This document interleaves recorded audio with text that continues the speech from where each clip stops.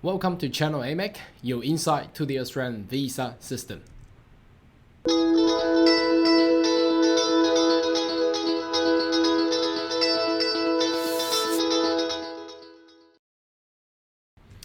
Good day everyone, my name is Carl Young, migration agent for your Australian visa insights.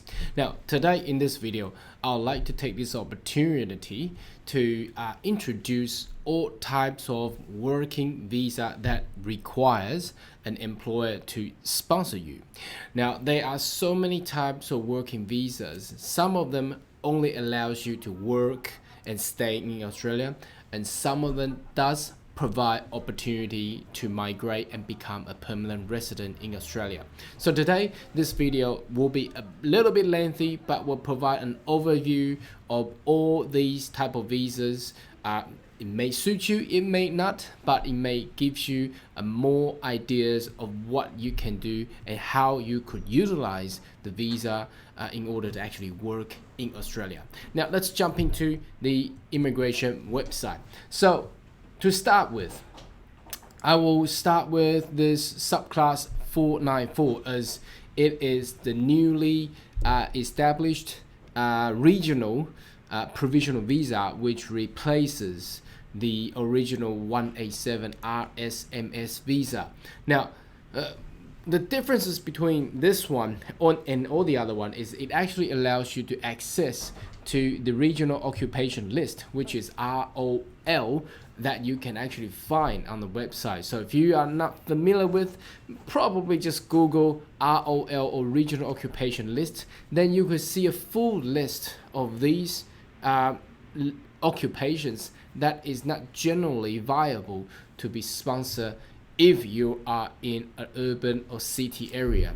So it's a new visa. Now, what does it require? So it does have three, actually, to be honest, it's two streams. So one is the employer sponsor, the other one is the labor agreement.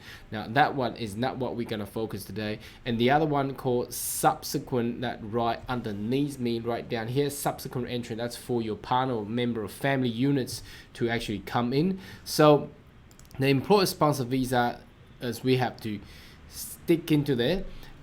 First of all, obviously you require to have a regional employer. Now bear in mind, all the sponsor employment visa or working visa require an employer which is actually in the category or industry of your occupation. So it has to be very careful and understanding on this part, because you cannot have a motor mechanic shop sponsoring a chef or cook. That won't work. Okay, that won't work. If you're a mechanic, you need to find auto mechanics.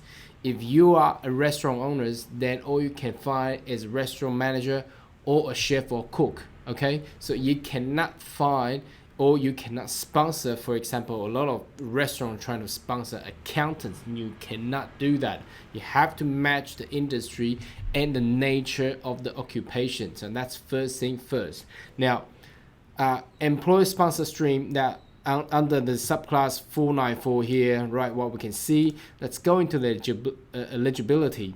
Now it have to be under the age of 45. Okay, it has to be under 45 unless you are some of the waived occupation, for example, university lecturer or medical practitioner, or you're a scientist researcher, or you hold a New Zealand passport whereby you will actually hold automatic granted 444 visa or 461 visa.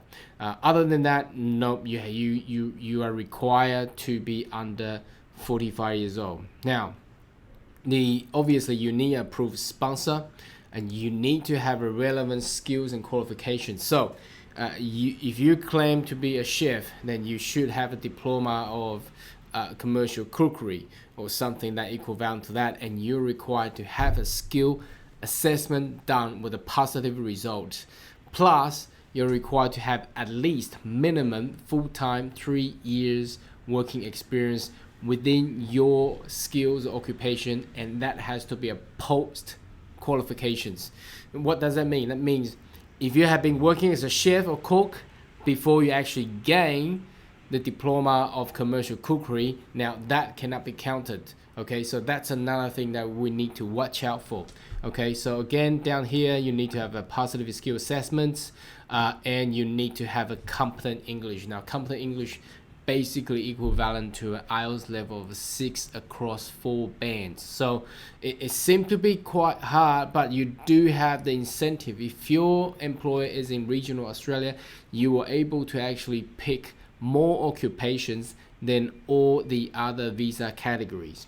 Okay, and once you get granted for this 494 visa, all you're required to do is continuously stay living in regional area for at least 3 years plus 3 years of employment with the sponsor, and you'll be available to apply for permanent residency under the subclass 191. So this is the first category visa that I would like to introduce to you guys. Now, the other one that I wanted to jump right over to the other spectrum is subclass 400. Now, the differences between this one is obviously you still require to have a sponsor. Now, it's a short term, as you can see, it says short stay specialist visa. Now, easier way to explain how to utilize this visa will be some sort of special techniques that's required. For example, some companies, they might want to set up a new branch in Australia and require some sort of machinery to be installed. Now, because it's a new machinery or new technology or whatever that's new or innovative, that no one in Australia can have the experience to install, to use, to utilize, or to train or teach, then we can then utilize this temporary work short stay specialist visa to allow this specialist overseas to come into Australia short term to do what is required. Just give you a scenario. There may be some sort of new invented air conditioning unit that no one in Australia had experience of installing it. So at the beginning, they were required to have a sample to be shown to the industry. So this specialist from whatever the country that he's in will gain this visa to enter into Australia to first install and train and show the people that require to be to domestically to be here to actually know what to do. So you'll be able to gain this specialist visa to be there. So as you can see down here, it's only can stay no longer than 3 months. And you can't apply for this visa in Australia or stay longer by extending this visa. So basically, the specialist person has to be offshore, and once they already landed in Australia, you will not be able to extend it further. So that was the restriction. So all it allows you to do is a short-term working, conducting a very special operation or whatever. Okay, so eligibility: have highly specialized skill, knowledge, or experience. As you can see, that's what I have explained previously. So assist Australian business can't reasonably be found in Australian labor market will be non-ongoing. Okay, non-ongoing, that's another thing. It's not an ongoing long-term work that's required. It's short-term, probably just come and fix the stuff. It can be some sort of mega mechanical structure required to be fixed in short term. So this kind of visa will be utilized. Have work and not in Australian entertainment. So I'm not too sure the intention here, but it's not to use for entertainment purpose. Entertainment industry, not purpose. So for example, if you're a media or if you're an actor or actress, this will not be utilized that. So we will be talking about that in 408 later on. Okay, so that's basically it. No, there's no English requirement, no skill assessment required. What else? There's no work experiences required, but obviously you need to show you have that highly specialized skills anyway. So this is subclass 400. So if you do have some sort of operations that's required short term to be in Australia, subclass 400 will be the visa for you to use. Okay, now let's jump into subclass 407. As you can see down here, It's what I call training visas. Now, training visa can then go up to 2 years. Now, same as subclass 407 will not allow you to gain any permanent residency. But however, the goal here is for someone, it can lodge while you're in Australia. To be in Australia, to complete work-based training to improve your skill for your current occupation area and tertiary study of field expertise or professional development training program. So obviously you're required to have a sponsor. Now this sponsor generally will be a commercial or non-commercial, as long as they are trading entity. So again, if your skills or occupation is a chef, you can obviously utilize training visa as well, but then your sponsor has to be a restaurant. The industry and the skill has to match. Okay, you cannot have auto mechanic shops to actually train an accountant. Okay, that won't work, and that's a bit extreme. So again, you need to have an approved sponsor, okay, and you need to be nominated. So there are 3 types of occupation training covered by this area. So there's occupation training required for registration. So some people, they're required to go through training to actually get registered or licensed, and they are occupation training to improve skill for in eligible occupation. Again, the same. So some occupation does not require a renew or license requirements, and occupation training for capacity of building overseas. So this includes overseas qualification, government support, or professional. So there are 3 types. It can be utilized and it can be used on vast variety of occupation and skills out there. Now you have to be above 18. So but there's no age limitation here. Have this visa. Let's have a look what it does says. If you are applying in Australia, you must currently hold a valid temporary substantive visa that is not a 403-771 or special purpose, obviously. So almost any type of visa that you hold and you are in Australia, then you can apply for this. For example, you're holding a student visa, you're holding a graduate temporary visa, then you can transfer and lodge this visa otherwise. So 407s will allow the visa applicant to be trained under the approved sponsor, which is generally within the industry of that occupations. And the only hurdle required is the sponsor required to have a training plan. So you cannot just go into immigration and say, look, I'm looking to train this fella here. Can we apply for 407? Obviously, you get a struck out. You are required to demonstrate the industry that you're in, possibly with your website or your financials, and then plus a training plan. So how would you propose to train this fella for the next 24 months? It has to be all planned out. Okay, so that's another thing. If you do need specialized services on this, you can contact me or leave a comment below.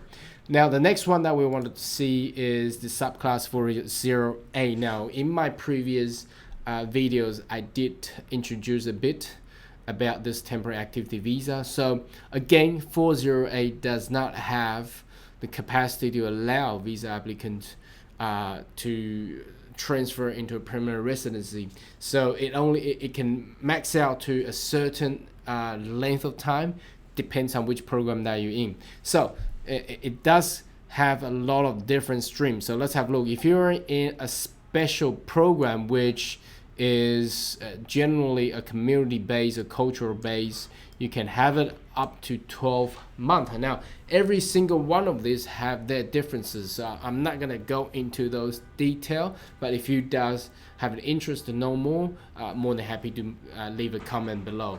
Now, so cultural exchange or a young school volunteering, you can have this kind of visa, but obviously your sponsor will be a cultural entity, community groups, registered groups, or schools and things like that. So like school language assistants, they will then sponsor you. Okay, and religious work, that basically says what it is. Your sponsor required to be a religious institutions. It can go up to 2 years, and I believe you can actually extend it as well. You can apply the visa in or out side of the but not immigration clearance. So that's pretty obvious. So if you're working for religious purpose, obviously you are required to show that you have some experience in there. It doesn't have to be massive or extensive. Then the sponsor will actually able to help you out on this one. Research activity, that's basically between universities, institutions, across different nations. So you may have research group coming in from different countries. Then the university will actually sponsor these researchers, then coming in to do some researches, and this can go up to 2 years as well. I wonder why some of these will see here at the right hand side, they write it up to 2 years and they use the 2 as a number, and then here they just spell differently. They put TWO. Anyway, that's just a it's interesting. Anyway, okay, now you can be invited for other social cultural activities. So now that's more community-based events, including sporting events, and it's only up to 3 months. So it's a short-term, it's a seasonal festival for some sort of conferences. So then it's short. Compared to the one at the top with special program, that's a year. That's more of a deep exchange program. Now this one is basically attending a short-term activities, okay, or workshop of some sort. Okay, now a lot of people go, why, if it's going to be so short, why do we use 408 rather than a visitor visa? Now bear in mind, 408 visa does provide you the work right, so you can actually work, get trained or go in internship and possibly earn some wage or money. But if you come in with a 600 visitor visa, you're restricted. You cannot work performing any work or gain any interest via money or whatever the incentive that you may gain. But 408 does not have that requirements. You can work there. You get a work permit.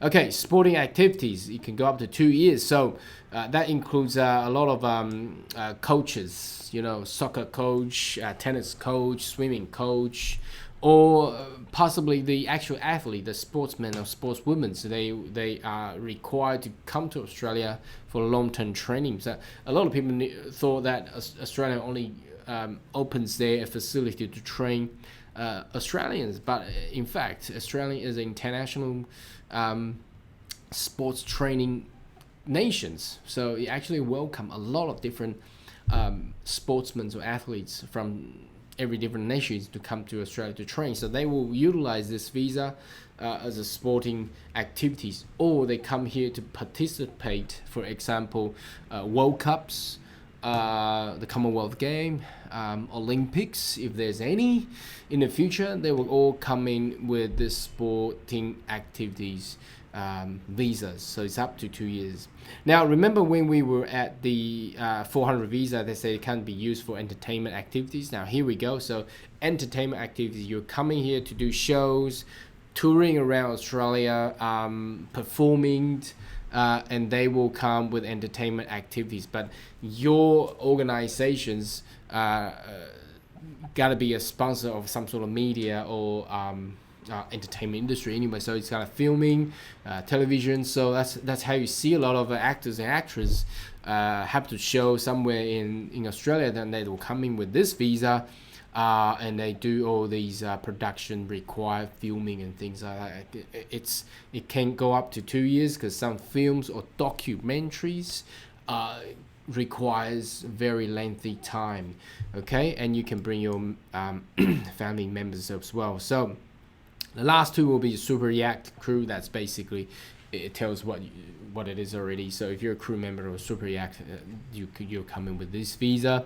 Exchange arrangement, that's between commercial entities and businesses. For example, you're in hospitality group in Australia and another hospitality group in Japan.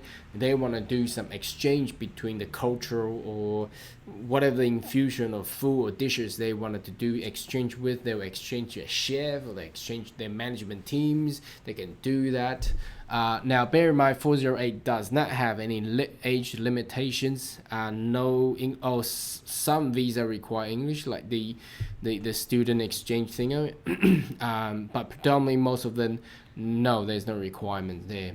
Australian government endorsing then, doubtly that the anyone will actually go through this unless you know, if you go through diplomatic offices and you're required to come to Australia to attend an event, that will be a Australian government endorsed event. So that's basically what it is. Okay, now finally, oh, I thought that was the last one, but anyway, there's a domestic work for executive. So if you're an executive and you're on some sort of working visa under the international trading obligations, and you need a domestic work, a housekeeper, for example, you can then utilize 408 visa to get someone for up to 2 years to do all the domestic work for household, certain senior foreign executive. Okay, so that's another way to get 408 visas. Now finally, let's jump into the hot topic here. Now, apart from 494 was really hard these few weeks because it's only newly announced. Now a lot of people know about 457. Now they have changed the subclass to 482, and they have these three different string, correct? Short-term string, medium-term string, and labor agreement string. So I'm not gonna go into detail about labor agreement string because that's a hell of another topic. Now the basic understanding of short-term and medium-term is medium-term gives you a longer visa, obviously. It's just medium is longer than short, and it allows you to transfer into permanent residency after 3 years of completing your work under the same employer and same occupation. Okay, so the differences is right straight here.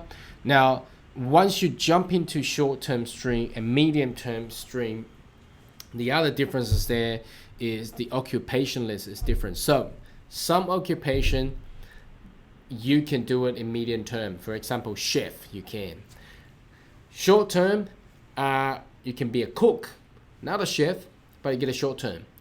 That means a cook, you can work in Australia, but you cannot transfer to become a permanent resident of Australia.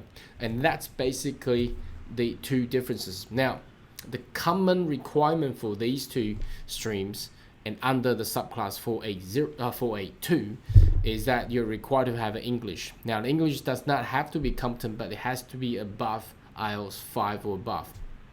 If you want to transfer into permanent residency, you're required to be a competent English. So I always recommend interested applicants to get competent English anyway. That's IELTS 6 across 4 bands. So that's the common criteria. The other criteria will be you're required to demonstrate that in your field, in your occupation, you have at least 24 months, 2 years of working full-time experiences. Now, it does not require to have a skill assessment unless your occupation is listed under the required areas, but that detail, if you do want to know those details, leave a comment. I can send you the link there. So that's the differences between all these different type of working visas. Now, today's video is a bit lengthy, but I want to take this opportunity to actually share this and introduce all types of working visas that Australian government actually provides. If you do have a comments or questions, leave it below. At last, should you consider to subscribe to this channel, please do, and remember to get that little bell at the side to have the tick, so once we have the next video updates, you will have that straight away. Thank you for viewing. I see you soon.